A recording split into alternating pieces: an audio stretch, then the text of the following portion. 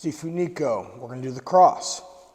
So in our traditional position, we're going to go back to the same thing we did with the jab. We're going to keep that left hand up and forward so we can sense and have our sensitivity, our ability to block and parry and whatnot.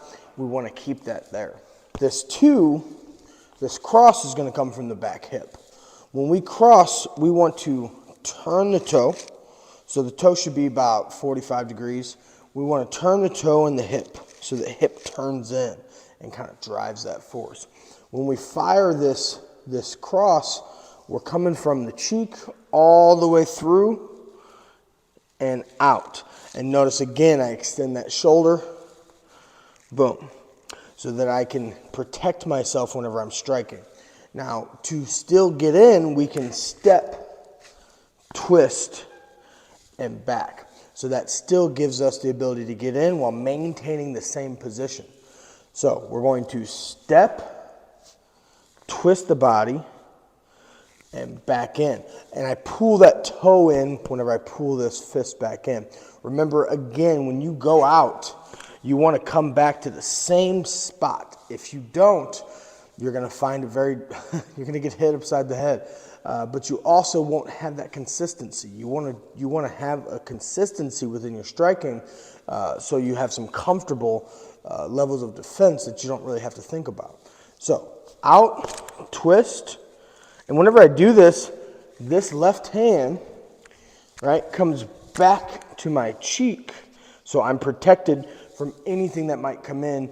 If they slip that two and they come around, I have something here to protect me. So we're always creating lines of defense that should be natural without having to think about them. So if I'm doing this cross, this left hand comes in. Whenever I step, I cross out, and then I come back to my same position. So you can create a lot of power with that too. The importance of connecting with that too is to damage the opponent.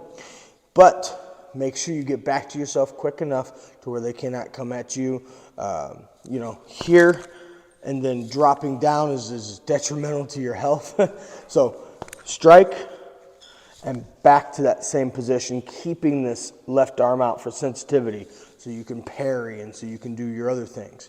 So it looks like this. And I'm still able to step out, get in, come back to my stance and my position. And just another thing, when you throw that too, try not to keep that shoulder down. You want to turn that shoulder over, turn the hip, turn the foot, and come back. Typically it's set up with a jab. You can jab a couple of times, and then you can throw your two out there and find that great opening. That jab's going to give you some good opportunities, and that two is going to give you a good finish. All right.